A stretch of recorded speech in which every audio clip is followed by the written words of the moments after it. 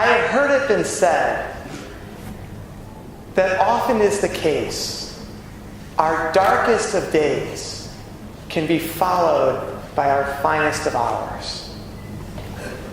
I think what life experience gives you the opportunity to learn is this simple concept, that whether it is true or not, you simply have to believe that we are all created for a purpose.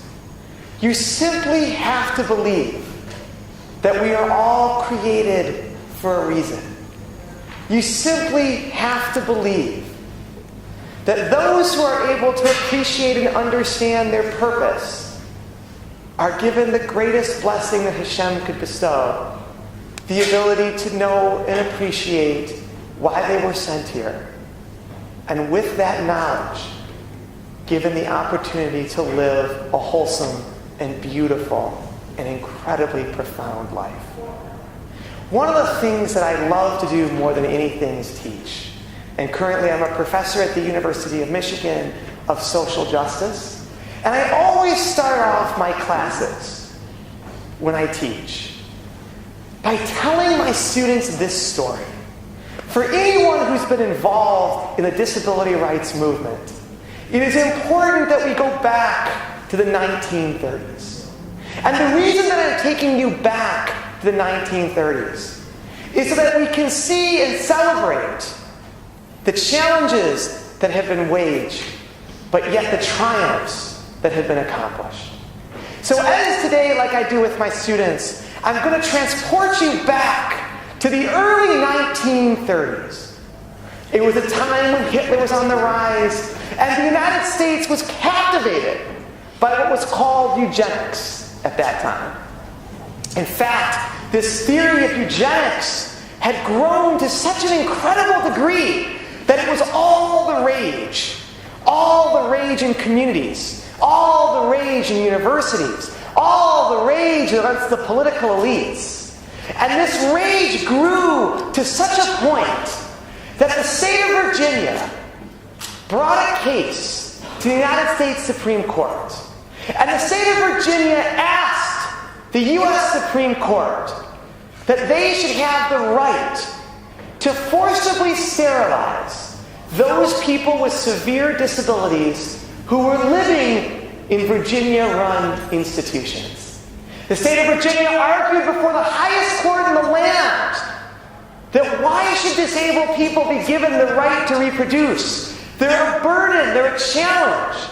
The idea of sterilization will make life easier, more efficient, and so much better for the rest of the community and for society at large.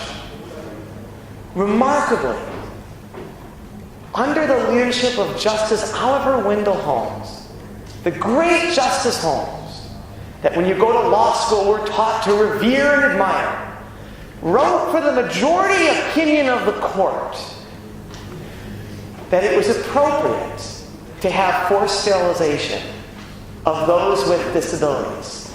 Because, as Justice Holmes wrote, 3 generations of imbeciles is more than society can bear.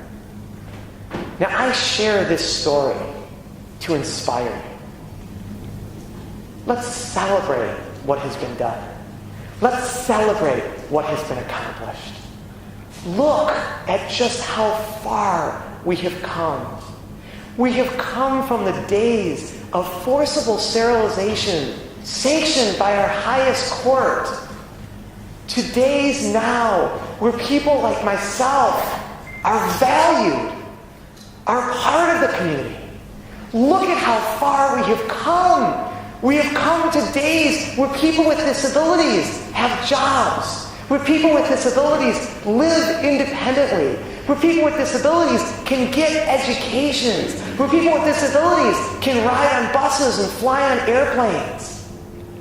We've basically achieved so much because we have realized the potential that God has given all of us. You know, it's really interesting. I tell my students every semester that if you truly want to be involved in change, if you truly want to create a better world, if you truly want to do something that is meaningful, there is one key premise that you must always remember. That change comes in painfully slow, methodical steps. But that when change comes, it can be a real and truly profound, but incredibly everlasting change. I always teach my students an important paradigm that I really believe helps to sum life up. And I teach them this paradigm by using a story that I like to share. Because any disabled person or any disabled parent can relate to this story. I remember getting a call one day from a wonderful religious woman. And she called me and she said, "Richard," she said, "I prayed my whole life that Hashem would give me the chance to have a child. It was the thing that I wanted more than anything ever." And she said to me, "Richard, Hashem gave me a child. But I can't understand why he did what it was that he did. For he gave me the gift of a child, but he gave me a child who was born blind." And she went on to ask me, she said, "Just what kind of life is my child going to have? What kind of life is my child going to have a chance to live? Is my child going to have a chance to get an education? Is my child going to have any friends? Is my child ever going to be able to live on his own? Is my child going to have a chance to live even the most semblance of an ordinary life?" And I think the thing that is important for folks to learn and for people to understand about the friendship circle and about people with disabilities is this. When you have a disabled child, when you have a disability, it's only appropriate that you should be frustrated. It's only appropriate that you feel that sense of disappointment. It's only appropriate that you feel that sense of struggle. Those are completely appropriate, normal emotions. After being in the hospital for 10 weeks, you start to learn a lot of things. People who go around who are always happy aren't usually real. But there's a huge difference between being happy and finding a sense of inner peace. Because what I told this incredible, wonderful woman was that ultimately there was nothing about your child, and there would be nothing about your life from this point on that would be even remotely ordinary. For it's going to be nothing less than extraordinary. See, so often people who don't have disabilities, people who don't know struggle, people who don't know challenge, people who don't know adversity, are engaged in a continual search. A search for meaning, a search for happiness, a search for peace. And they will find that search will take them to all facets of the globe and all facets of places. But what you find with people who live with hardship, who live with adversity, who can know and appreciate struggle on a first-hand basis each and every day, is that often is the case that people who are given challenge and pain are in many situations given the greatest life that everyone could ever hope to have. Because what you find with people with disabilities, what you find with people with struggle, is you find that they have this incredible ability to live their life with a true sense of perspective. They're able to differentiate between what is important and what is not. They're able to have a sense of resiliency that allows for them to push forward and do things that people never thought was possible. They're always the kind of people that when presented with a challenge or an obstacle will say, I think we need to change this. But then they're always the kind of people who put together a plan and implement on just how they're going to do it. See, often is the case that adversity and hardship gives rise to purpose. Those who can know and appreciate what their purpose is, those who know just why they were created, are going to live their life with a true and incredible sense of passion. And for those people who are able to live their life with passion, they're ultimately given the gift of connection, the ability to connect with other people, and the ability to connect with our incredible Creator. See, people who live their life being able to connect have an empathy, a warmth, an understanding, an appreciation of life that others don't have. I will tell people, I will tell my students, I will tell people every single day that an easy life does not necessarily translate to a good life. But a hard and challenging and difficult life will not always bring you a sense of happiness. But happiness should not be the thing that you are pursuing or even looking for. But what I will tell you is that when you live your life with that guidance, when you live your life with that appreciation, when you live your life with that sense of perspective, what often happens is that you find the thing that we're all searching for. An ability to make your peace.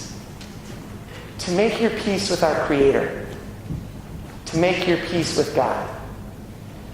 You don't always have to be thrilled with God. You don't always have to be excited about God. Any relationship that is a meaningful relationship, any relationship that's a lasting relationship, any relationship that's a real relationship, is a relationship that involves love, but most importantly, a sense of peace. A sense of acceptance. And what you find when you work with people with disabilities is you find that they can appreciate and understand what their place is in the universe. They can appreciate and understand just why they were created.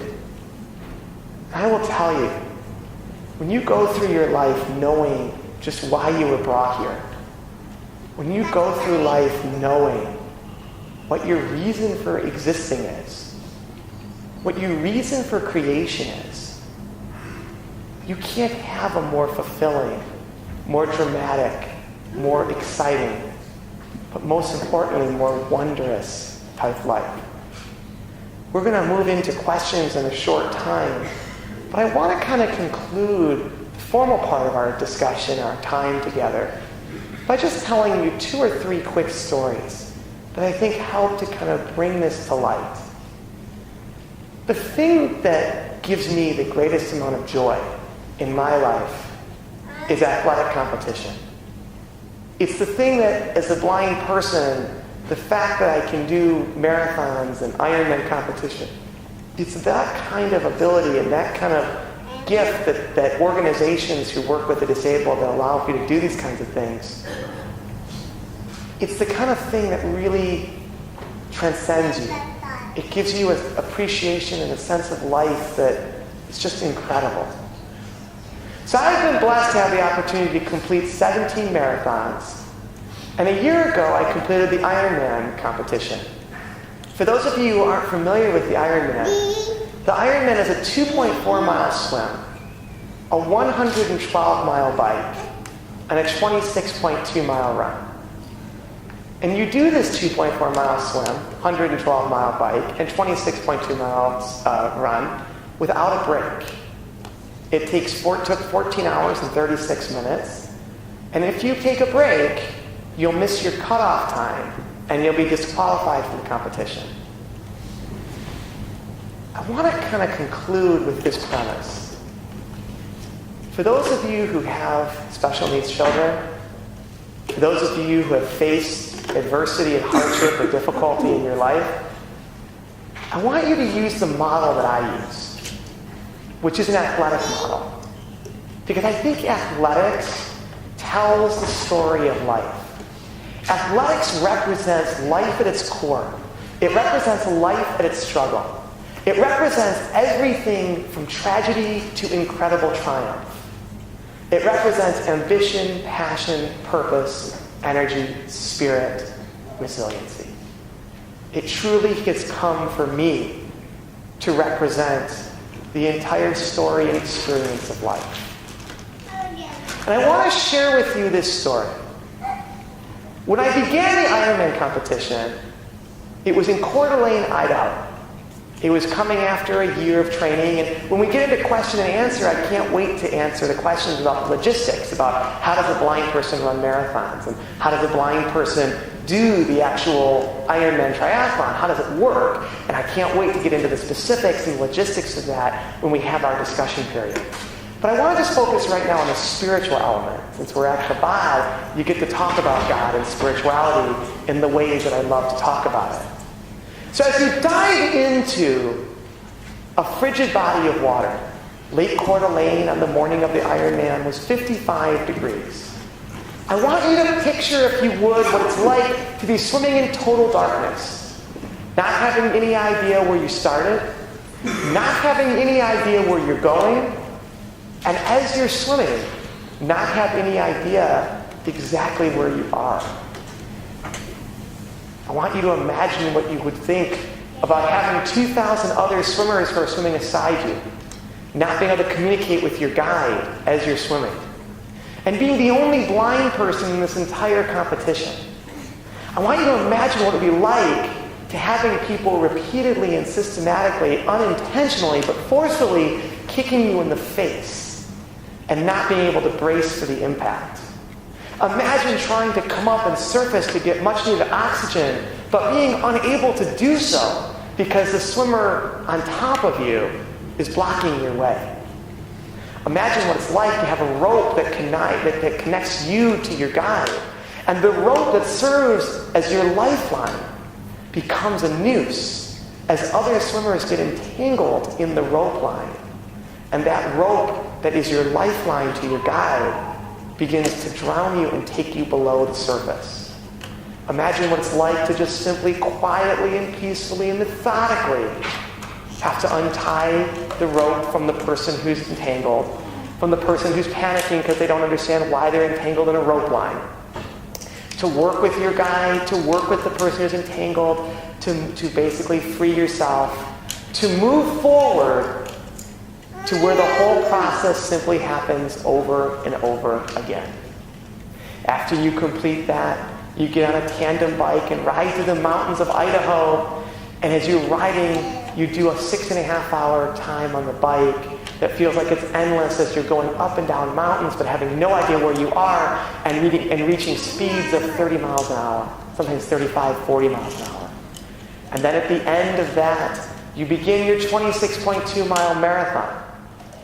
And what I want you to focus on is this simple premise. As a person with the experiences that I've been blessed to experience, if there is one promise I can make to every mother, to every father, to every relative, and to every friend, no matter what you're going through, no matter what you're experiencing, no matter what is taking place, I can tell you from personal experience that no matter how bad the pain gets, Hashem will always give you what you need when you truly need it. He won't give you anything more, but I promise you this, He certainly will never give you anything less. And what you find when you're doing a marathon, to every young mother that's out there right now who has just given birth to a special needs child, I want you to use the marathon as your analogy. I want you to use the marathon as your life lesson. And I want you to use the marathon as the compass that will help guide you through the turbulence and difficult times that you're undoubtedly going to face. My favorite thing is to do the New York City Marathon. It's my favorite thing. I look forward to it all year. When you begin the New York City Marathon, you feel amazing. You feel like you can take on the world. You feel like there isn't anything that you can't do. Just like life. Just like parenthood. Just like all the things that you have to face as a new parent. No matter what the challenge or difficulty is, it's new, it's exciting, it's wonderful, it's remarkable. You have that energy to kind of use to work with. But then what happens is you get to mile 7. And at mile 7, the novelty kind of starts to wear off a little bit. You don't feel as good. You don't feel as excited. And then you look forward and you say to yourself, I have another 19 miles to go. Like any new family or new parent or new person who's going on this journey or dealing with these issues, you'll get to mile 13. And as you get to mile 13, whatever your issues or challenges in life, you're going to look to Hashem and you're going to say, Hashem, what more do you want from me? I've gotten to mile 13. I've gone halfway. And you're telling me that I'm only in Brooklyn. And I still have such a great distance before me that I have to achieve. But folks, as I begin to conclude, this is what you should all remember. Every runner, no matter if you've done 17 marathons or 1 or an Ironman, every runner gets to what's called the 20-mile marker, which is called the runner's wall. It doesn't matter how many of these races you've done. When you hit mile 20, you will feel exactly the same. The pain reaches to a level and a point where you just don't feel like you can continue and you can move further. You say to yourself, how can I take another step? How can I move another inch? But see, at Chabad, what you realize is this important fact. That the body has very specific limitations. The body will focus on the here and now. The body will focus on the present. The body will focus on its wants, its desires, its needs. But see, there are certain points in life where you get to see the separation. The separation of the spirit from the body. So often they are so intertwined that it becomes almost impossible to tell them apart. It becomes impossible to distinguish, to differentiate. So they become one. But when you hit mile 20 of a marathon, it's really at that moment that you can sense the spirit transcend from the body. And you realize that no matter how disabled or infirmed your body might be, you see that the spirit can transcend. You can see that the spirit can rise. And you can see that the spirit can break the surly bonds of earth and touch the face of God. And what you find is that spirit will guide your body through mile 22 or 23 or 24, through mile 25, to mile 26.1, to mile 26.2. And you will find that the Spirit will guide you. Allow for you to finish the race. Allow for you to cross the line. But most importantly, allow for you to find your way home and solidify your connection with Hashem. In the last remaining minute that I'm going to take, I'm going to share one last story that I think really goes to this entire point that everyone asks, which is, why is it that bad things happen to otherwise good people? And this occurred in Israel. One of the things I love doing is I'm consulting with the IDF on how to integrate people with disabilities into the armed services. So in order to do that, you have to convince the base commanders that this is an initiative that they should get behind. In order to do that, you do it through athletic competition. By using athletic competition and working with special forces, you can inspire the base commanders to get behind the initiative and behind the program. So we had done a trip through Israel and done a number of different races and competitions, and everything was leading up to the Jerusalem Marathon. And it was the day before the Jerusalem Marathon, and we were doing a press conference in Jerusalem, and I was speaking just like I'm speaking to you now. And in the middle of the discussion, in the middle of the presentation, you could hear the sirens go off. You could hear the wail. you could hear announcements coming on the speakers. You could hear emergency vehicles racing through the streets. The day before the marathon, Jerusalem was subject to its most violent terrorist attack in over 15 years. The explosion went off very close to the center that people were going into, the convention center that people were going into to pick up their bibs and their race numbers. And the mayor of Jerusalem came on television and it stated that, in fact, it was the case that the marathon was the target. It had become a showcase. It had become exciting. It had become enthusiastic. It was bringing out the best in people, so it had become a showcase. And it became a showcase. It became a problem and a target. So since I was working with the military who had done tremendous press and media outreach for this, they came to me and they said, we cannot guarantee security for a full 26.2 mile race. The perimeter's already been breached. It's already been violated. It went off right in the heart of the city. They said, you have to run through all various neighborhoods. It's 26.2 miles. We can't guarantee the security. But they said, you must do it. You have to go through. You must do it. You simply can't stop. They said, because the press has been focused on it, we've been focused on it, it's become a symbol for the military and integration. It represents more than a marathon. It represents change, strength, perseverance. They said it's important to go forward. If you don't do it, it will send the wrong message with all the press that's been around this. We ask why Hashem creates us the way he does. We ask, why are we created in his image? Why do we have these challenges? Why do we have these problems? Why would he do this the way he's done it? And maybe this is the answer. As we ran through the streets of Jerusalem with the press in hand, the different newspapers and TV stations and radio stations began reporting the next day that seeing somebody who was blind work through their pain, deal with their struggle, appreciate their challenge, overcome their fears, help the city to move forward. It helped people get back on city buses. It helped people go back to coffee shops. It helped mothers take their children to school. It helped fathers go back to work. Basically, what you learn when you deal with people with disabilities is this simple premise. We don't spend our days getting over it, but we do spend our time getting on with it. Because Chabad and the Friendship Circle represents this idea. We as a community will do what is hard, but achieve what is great. Because we are a people, we are a community, and we are a heritage that hungers for nothing less than pure, everlasting, and true greatness. Thank you for this opportunity.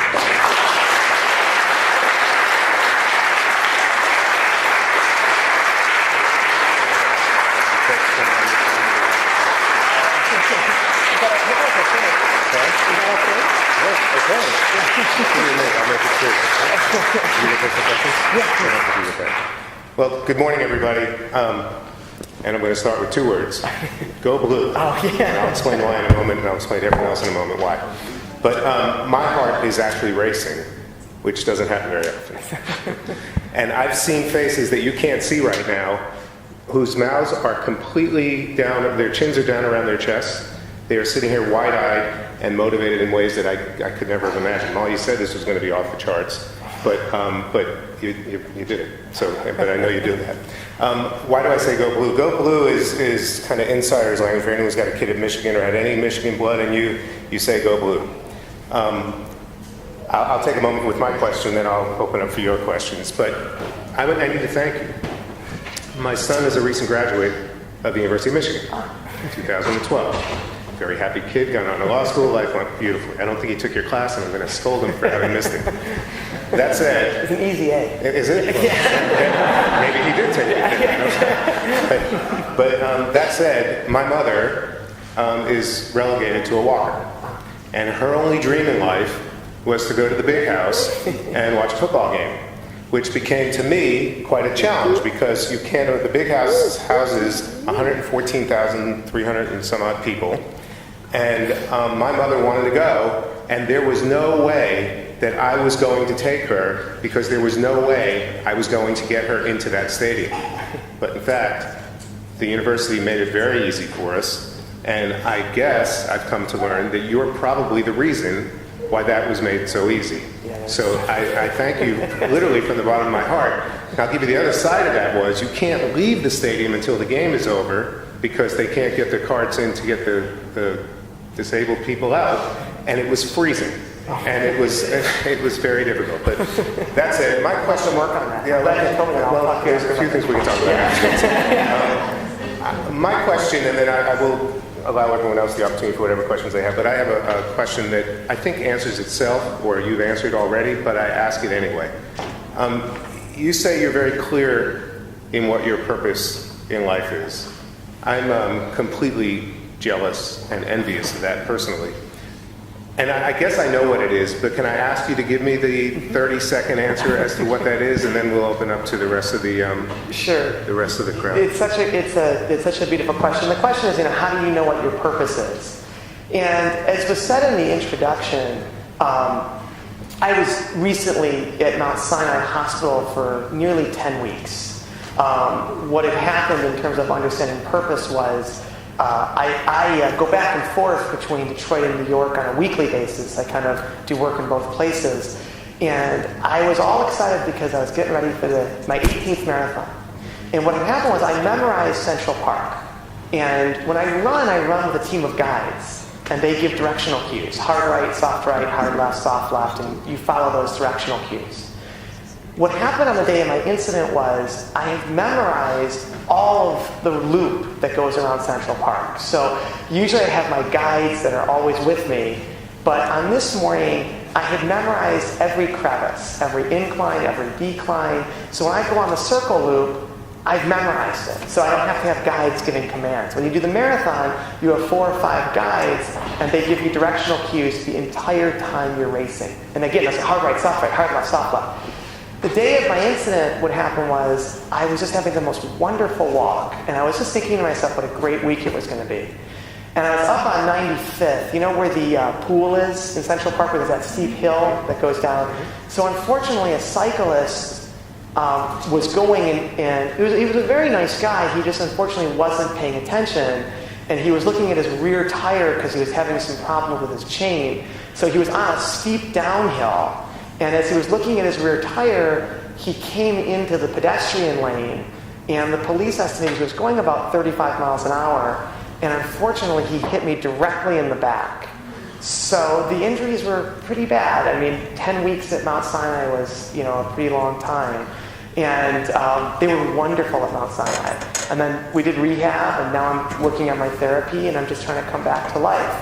So the reason I share that story to you is that, what is the purpose? And I love my Rabbi Alefsky, who is here in the audience today, was actually, when I was in the emergency room, I was brought in as a trauma patient. And the first person I called was Rabbi Alefsky, because I was horribly panicked, I was scared, I was feeling overwhelmed. You're brought in with all the drama. It's a trauma patient, they really race you in. So I asked if I could, just make a call. So I called Rabbi Alefsky.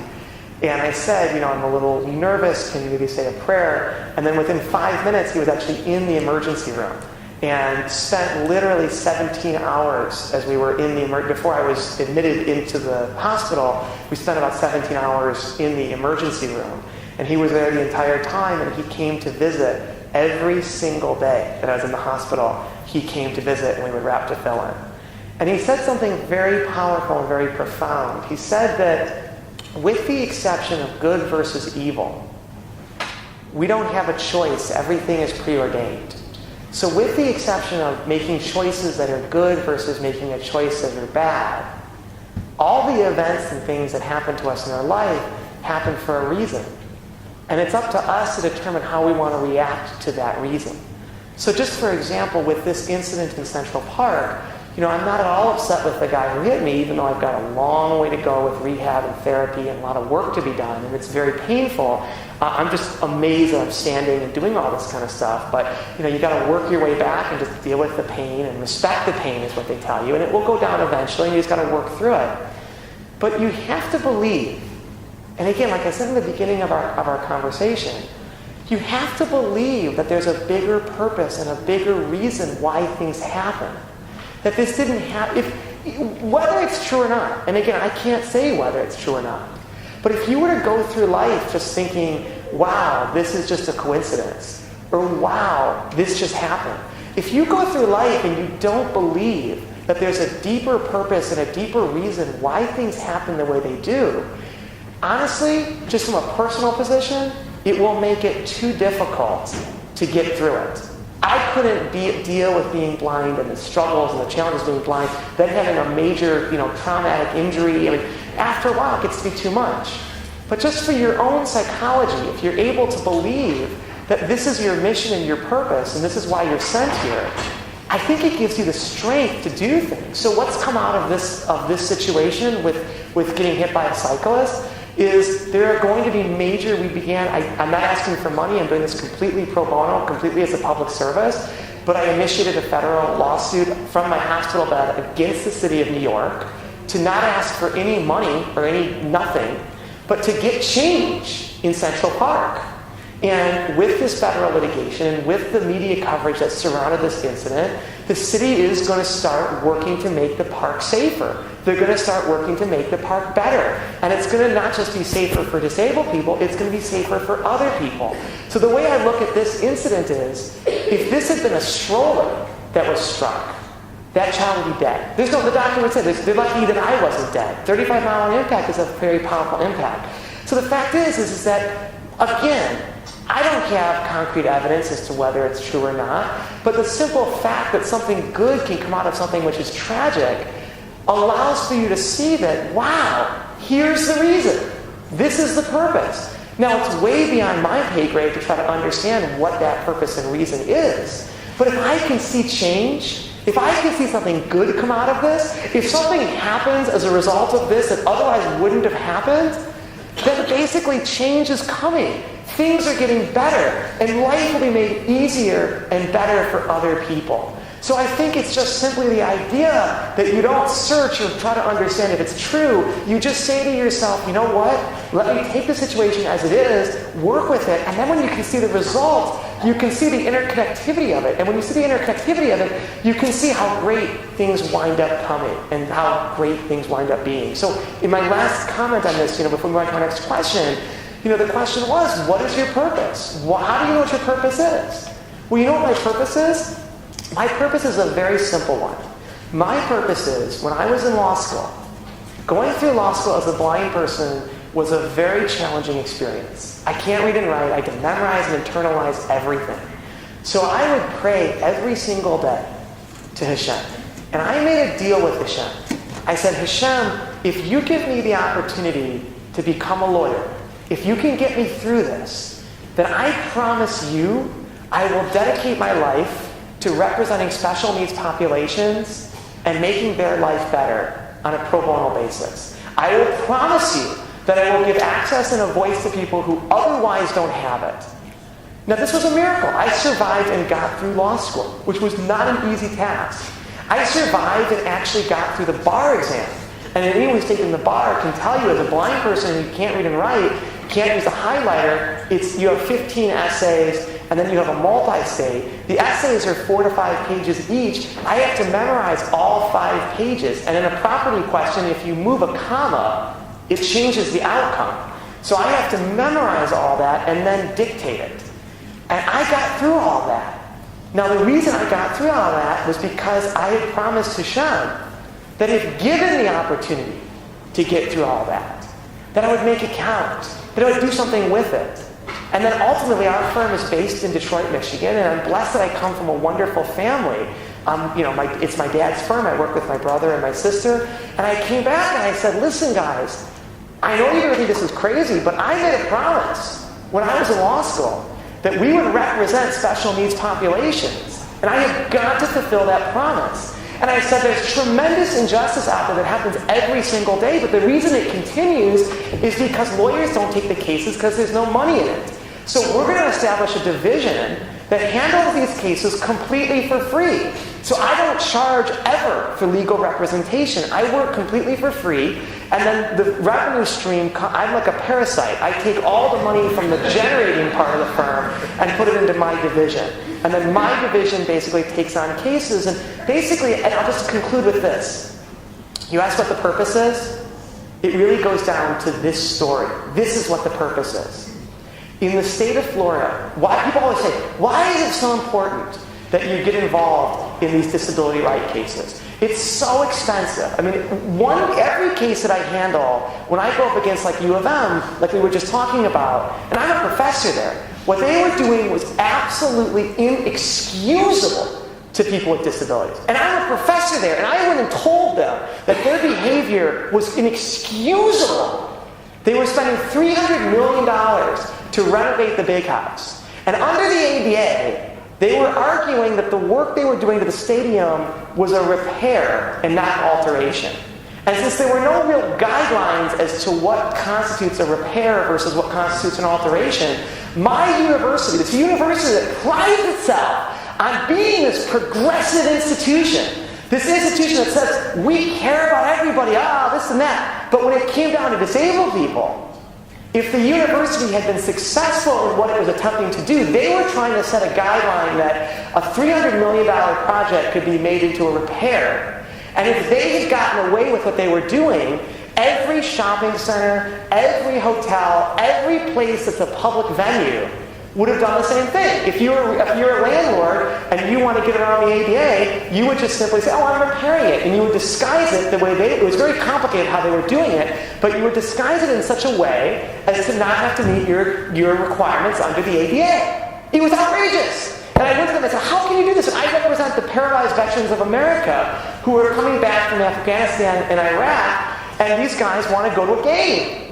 And the idea that you would have veterans who are at a rehab center right across the street from the stadium on campus not coming to games, the PBA came to me and they said, Richard, we need you to take on the university. We know it's going to be expensive. We know it's going to be difficult. But you got to do it.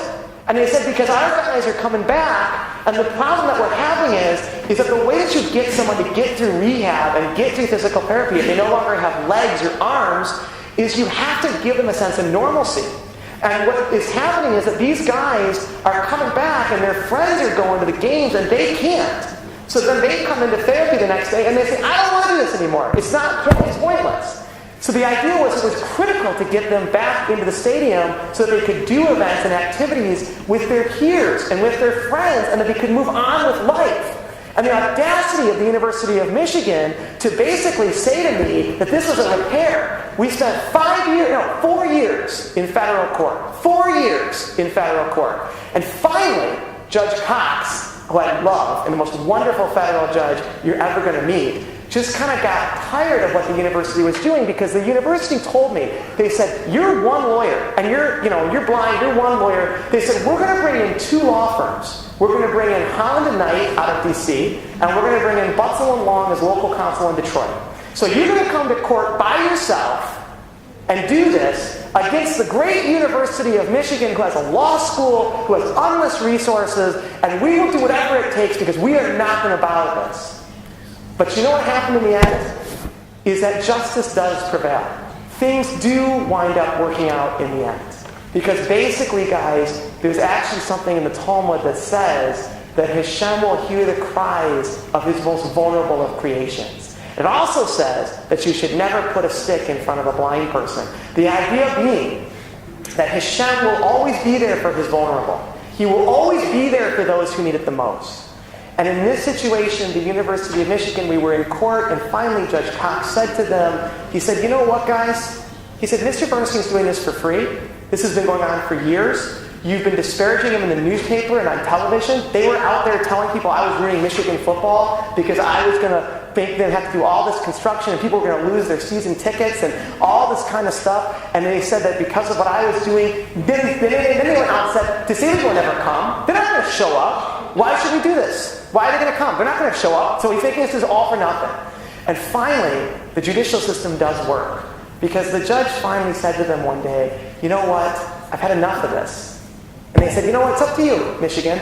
We can move on with this. This has gone on for a long time. He's like, but I'm going to tell you this. You keep following these motions, you keep doing these briefs, you keep doing all this kind of stuff. That's fine. He's working incredibly hard because he believes in this. He's fighting for his cause. He's doing this. He's like, it's fine. We're going to do all that. But he's like, but I'm going to tell you this. I'm going to have to enjoin you from a season if you can't get your act together. He said, basically, it's fine. If you want to fight this, you can fight this, and we can keep fighting it. But I think you need to go and tell people that you won't be having a season this year. So that's your decision. So at the end of the day, what happens is justice does prevail. And I'll end the question with this. In the state of Florida, if you run a research facility or a zoo or any place like that, and you have dolphin on your premises, it is illegal to house a dolphin by its own in captivity. And the reason is that dolphins are social creatures. So if you keep a dolphin in a pool by itself, it's seen as being incredibly cruel to the animal. So why is disability rights so important? Why is it so important that people should go to a stadium? Why is it so important that the friendship circle exists? Why is it so important that people should get educations and live independently? It's simply about the fact that when someone says, why should we spend so much money for such a small group of people? Or why should we spend so much money to make a building accessible, or an airport accessible, or a stadium accessible, or a movie accessible? Why is it so important that these places be accessible for people in wheelchairs or for people with disabilities? The answer is very simple. I get a chance to walk out of Mount Sinai Hospital. Many people who are hit going 35 miles an hour, according to my team at Mount Sinai, will usually tell you they don't get this prognosis. They don't get this opportunity. They don't get to have the life that I'm going to get to go back to having. So sometimes you have to think about the fact that I get to go back to my life. A lot of people don't. But that doesn't mean their life should ever be over. It should mean that their life can be inclusive. It should be made worthwhile. And the thing that leads to depression and sadness amongst people who've gone through traumatic injuries or people who are disabled is loneliness, is despair, and is isolation. And if we've come to the point where we recognize that dolphins should never be by themselves, the idea that you would have people who are isolated, that you would have people without friends, that you'd have people without community. Hashem created people to be social. Hashem created us to get along with others, to be with others. And that's why it's so important that a wheelchair user or a disabled person can go to the places that we go, can do the things that we do, can have the opportunity to have friends and have a life and do that kind of stuff. And a lot of times it does take legal action, it does take a lot of work, it does take a lot of endurance, but in the end, justice does prevail, good does defeat evil, and life does get better. And the last thing I'll say about this case with U of M, which is really interesting, is now we're all friends again, which is really a good thing. And the reason I say that is because basically University of Michigan redid the stadium. They spent millions and millions of dollars to do it. And guess what? It's now a beautiful facility.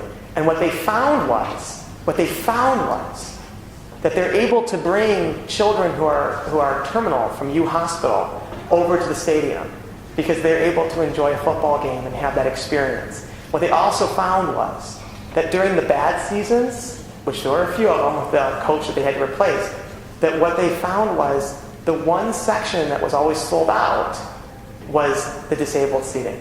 Because they were the ones who came out and they were the ones who wanted to be a part of it. So what happens is in every federal litigation with disability rights, you start off with a huge fight, you kill each other, you spend huge amounts of money, and I have to spend my own money, and I don't ask for fee shifting. I just want to make sure people understand I'm just doing this for the rights of disabled and never for money. So I absorb all the costs. And in the end, what usually happens is that you fight and fight and fight on every case.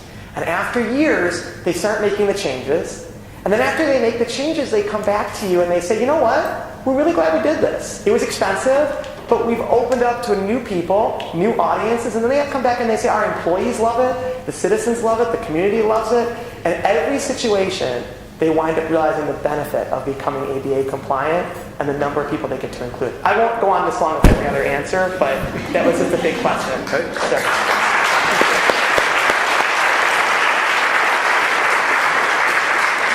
Just to be clear, we never spoke before I walked up on this podium. The whole thing about my mother and the fact that this came together was completely coincidental, and God bless you. Oh, thank you. So I'm sure there's got to be a billion questions out there. And I'll be short. I won't be as long as that. It's one of these times where you don't have to sit there with that empty pause. So can I'm happy to sit there. And the more personal, the better. Yes.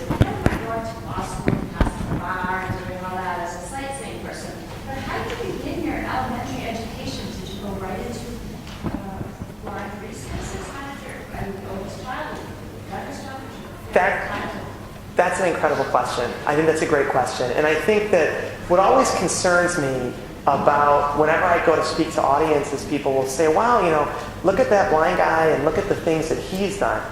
I think it's important to share this statistic with you. 85% of the blind community is unemployed. 85%. Now, is that because they're not smart and capable and intelligent and able to do great things? Absolutely not. It's all resource driven. It's all resource driven. My parents want me to have kids in the worst way just for payback, is really kind of what they're going to say.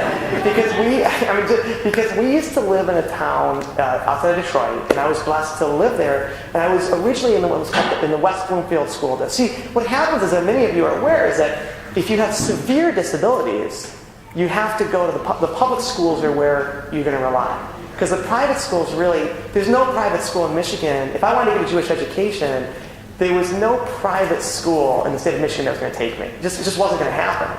So my parents, which was really funny, we were in the West Bloomfield School District. And we actually moved into the Bloomfield Hills School District. And I was so mad because we literally moved 5 blocks. But we had to move the 5 blocks to be in the Bloomfield Hills District. And the only reason we did it was because the special ed programs in Bloomfield Hills were unbelievable. Like, they were better than any private school. They were phenomenal. I mean, that's why I'm so passionate about my work, is because look at how I was raised. I mean, I was so blessed. I got to get raised with all these resources, with incredible teachers and educators. But I mean, the Bloomfield Hills District basically said, whatever you need, we're going to do. And then I was in Oakland County, Michigan, and Oakland County, Michigan actually has, which is remarkable, the #1 visually impaired program in the country, which was just incredible. That's where the orientation mobility consultants come out and teach you how to cross the street or brush your teeth or put your clothes on and do all that kind of stuff. So I was born with an incredible school system in an incredible county that provided amazing resources. Now, if you were to go over the county line and go into Wayne County, that's going to be a whole different scenario. And you're not going to have those resources or opportunities. So I think what it really comes down to is that I get it. Like, I recognize that there's nothing unique about my situation. It's really just because I was born into a wonderful family that had the resources to give me the opportunities that I have today. And going back to secondary education, that was like a big issue. Is that I basically spent the vast majority of my day in special ed. So I would come out of special ed very infrequently, but it would be maybe to do a few courses, and there would always be a parapro that would be with you. I never went anywhere by myself. So like, I'd be in special ed, the vast majority of the day, and then they would just for a few hours, you would go out and you would be in a class, but you'd have a parapro that would be with you at all times. The one thing I'm going to say that I'm going to wrap up so we can do more questions, but it's such a good question. I think, candidly, the most important thing that you can do for disabled children is make sure they compete in athletic competition. I think that is the most, no matter what the disability is, I think that's the most important thing. And I'm just going to tell you why. When I was raised, I didn't get to do gym. They didn't know how to do it for someone like myself. It wasn't, I loved, the assumption was that, hey, this is a blind person, so he's not going to be able to do physical education, and he's not going to be able to do sports, so let's just waive it and just not have him do it. The challenge with that is, let me ask you guys this question with your kids. When you look at any school environment, who are the cool kids? Who are the kids that everybody wants to be a part of? It's always the athletes. So if you take someone and tell them that you're not going to be an athlete, or that you shouldn't go to gym, what you do is you take away their self-esteem and self-confidence. And to be honest, it does have an impact on how they fit into the social hierarchy. And it had an impact on how it fit into me. And I just find it ironic that, I became an athlete later in life because the assumption was you couldn't do it. And then after joining Achilles, and they would teach you how to become athletic, I never thought I could be athletic. Never! I mean, my entire life. But once I became an athlete and started running with guides and, went out and did marathons and the Ironman and triathlon and all that kind of stuff, what it did was it created a whole sense of self-confidence that I didn't have before. And it was really through that self-confidence that I started taking on I took on ridiculous cases. My dad would come into my office and he would say, Rick, I love you, it's wonderful. He was like, did we just sue the city of Detroit today? Because it would be on the front of the paper. He'd be like, because it would be on the front, and I wouldn't tell him this would be on the paper. And he'd be like, what did we just, and then he'd come into my office and he'd be like, did we just sue Delta? Are you kidding? We're fighting with Delta? Because it's still his firm. And in all the beginnings of these cases, the comments from the defendants are always like, we are going to fight this, no matter how much it costs, no matter what it is. And then my dad comes into the office and he's like, what did you just do? He's like, are you kidding me? So the issue is that athletics is really critical because it plays a role in your self-confidence. It gives you strength. It gives you ability. And it really allows you to feel better about yourself. And it also has an impact on how you think about yourself. And the way you think about yourself has an impact on how your peers think about themselves. So the answer to your question is, I was mainstream, but not really. It was basically special education with a parapro. But the idea was to do as much mainstreaming as they could when they could do it. Was kind of their goal. Other questions? Yeah, sure. Josh. Can you describe the relationships you have with your guides in your races? Oh, absolutely. What's incredible is that when you run a race, and especially when you're doing an Ironman or a marathon, whatever it is, I want you to think about doing something in total darkness. It's dark and you don't know where you are. So basically, you are putting your entire life in somebody else's hands. So what you do is it teaches you how to trust. And you really wind up being just a happier person because what happens is that you have a trust for other people and a connection with other people that you otherwise wouldn't have.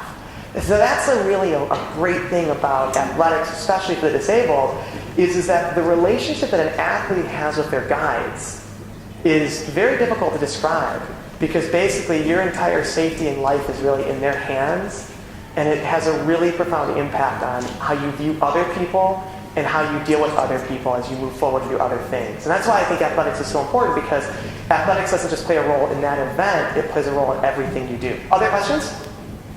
So I think we'll take the last two questions, and then you're going to stay for a little bit longer. Yeah, absolutely. We can talk in the rabbi drove me, so I'm here until he wants to leave. Was the Virginia case overturned? When was it? It's a great question. It's so funny. The one thing I always say about being disabled, the one great thing is as fiercely independent as we try to be, when you get out of New York City, you're only as independent as the person who drove you. That's how I like to look. But here's the thing about that case. What's remarkable about that case, it was never officially overturned. It's still actually on the books. But it was such an outrageous case and such an embarrassment to the courts that it was so ridiculous that what the other courts really did was just kind of ignored it. So it's really quite fascinating because when you look at the case, there was never another case that came along that basically usurped it. It's still there, but it's just not followed because it was seen as nowadays it is seen as such an outlier that it kind of got like pushed aside.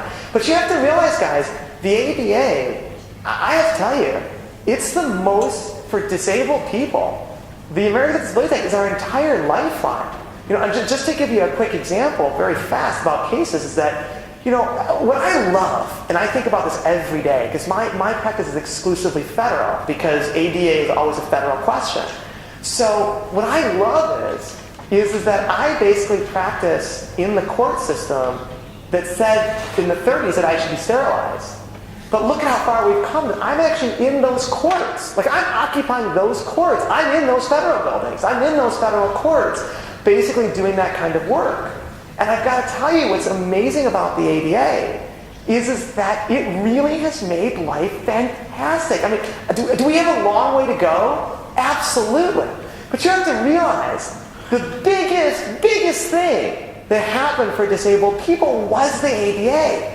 And what people don't realize is the magnitude of this legislation. And the reason is that before the ADA, people with disabilities, you didn't have a right to ride buses. There was no inherent right that was expressed by Congress that a disabled person should be able to go on a bus. There was no inherent right that a person with a disability should go into a building. There was no inherent right that a person should be able to fly. None of these were inherent rights. So what you have to realize is that every single right that we have today came through struggle. But what's remarkable is look at where it is. The greatest thing about where we are today, and what should excite every one of you today, if you have a disabled child, is that at one time, things that were extraordinary, have now become ordinary. You don't even give a second look anymore when you see a wheelchair user getting off or on a bus or getting on and off an airplane or going to an airport. It has become so customary, it's become so normal that basically what's happened is it's become a part of the fabric of society. And when you see people in wheelchairs and you don't even give a second look anymore because it's just become so customary, and you realize that people are out and about doing things, you realize just how far we have come, and you realize just how limitless the future is and what our incredible possibilities are for the future. I love these questions. Other questions? You got one last question, so we'll make it a real good one. They've all been really good. There's actually two last ones. Okay. So take the one there. I'm sorry, Molly. I've already, I'm irritating you once again. Please. Can you describe what it's like to have a guide while you're biking and how that works exactly when you're going vertically on a bike? How is that? Oh, it's very, it's very difficult. It's very terrifying because you don't have any control, but you don't know what's going on. And that's what makes it very challenging. I think the hardest part was the swim, because when you swim, you can't communicate with the guide. So the guide has a rope around your waist and there's a rope around his waist. The only communication you have is that he'll tug at the rope, and that's the indication to go right or to go left. So the bike wasn't that bad, really, because what happens is that you can still communicate. And you have to be able to work as a team, because what happens is that if you're pedaling at a different time that he's pedaling, you're going to fall. So you have to be in sync at all times. And I got to tell you something. The people that are the most remarkable in these situations are the guides. I mean, those are the angels who really live among us. Those are the people who are totally just incredible people. I want you to think about this. Imagine running a marathon. Okay, it's one thing if you're blind and you're running a marathon and you're following directional cues the whole way. Imagine narrating an entire marathon for 4 hours. But imagine running and then having to say, okay, hard right, soft right, hard. Imagine having to navigate somebody through all of that. And then what's amazing is that the only reason the guides do it is that you can have the experience. In fact, the guides are anonymous. You don't even really know who they are. They don't even get chips or numbers, because the whole idea is that they're there to make sure you can have the experience. So it's like the guides do this for the sole purpose of letting you have this experience. I just want to tell you one very quick thing that I think is really important about disabilities. The one blessing you get as a blind person that able-bodied people don't get, you get to see the best side of people. Imagine going through your life, and for the most part, I mean, we're in court and I'm fighting, but it's never personal. Like, when I'm fighting with Delta or Michigan or Detroit or whoever, it's not personal. They just don't want to spend the money. So we're going to fight, but it's not like it's personal, like it's vindictive. It's just, we're fighting because they don't want to spend the money. But they'll do it in the end, and we'll get through it. But for the most part is, with that as the exception, imagine spending your day only experiencing warmth, love, happiness, support from people. Imagine spending your day where when you leave your apartment or you leave your home, people come up to you and ask you if you need help or assistance. You only see, this is the blessing that Hashem gives you. You really only get to see the best side of human nature. You get to see the warmth and compassion, and you get to live your life with incredible, incredible ability to see only the good side of people and experience only the good that people have to offer. And the other thing is that you become very trusting, you really like people, and you like being around people, because ultimately when you can't see, if you can't work well with people, you won't survive. So the blessing of having this disability is you don't get to see the world, but you get to experience it in such a way that you see only the good. The last question, I think? No, because if I Just check for a take, just second. 1 second. If I take one more question, the wrath of Malia will be Okay. unleashed, which is not a good thing, I can tell you. But Well, I'll there end are by still a saying, number of questions. Please come up to me after. So what we're going to do is have you meet with everyone I would afterwards. love it. And Mushki is here, and she's But before we do that, you Yeah. guys keep on the fight. Keep doing what you're doing. If you have kids, if you have family members, if you have friends, just know that no matter how far we have to go, things are only going to get better. And the most important thing is, regardless of the disability or special needs, people nowadays, with technology and the way the future is, are limited by nothing. So thank you for this opportunity, and thank you for giving us this space.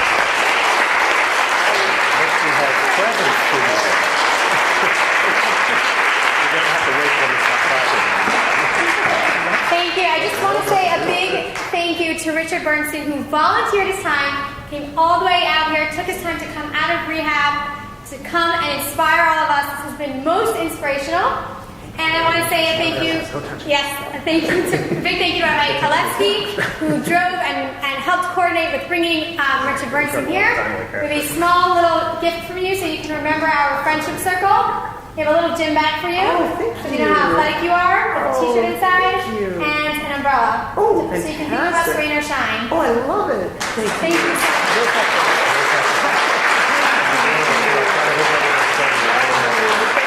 Feel free to have some more to eat and to come up for questions.